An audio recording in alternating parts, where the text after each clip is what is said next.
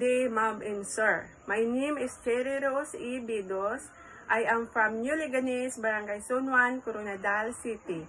I am 35 years old. I have live-in partner and I have 15 years old daughter. I am a high school graduate and I have 3 sisters and 2 brothers. And I am the 4th one. I have work experience in Kuwait since 2015 to 2017, 2018, and 2020 at the same employer.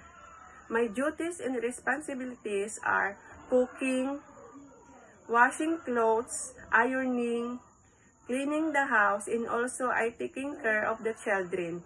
To my future employer, Sir, Ma'am, please select me as your helper because I am hardworking, God-fearing, honest, and loyal. And I also promise that I will finish my contract. Thank you and God bless.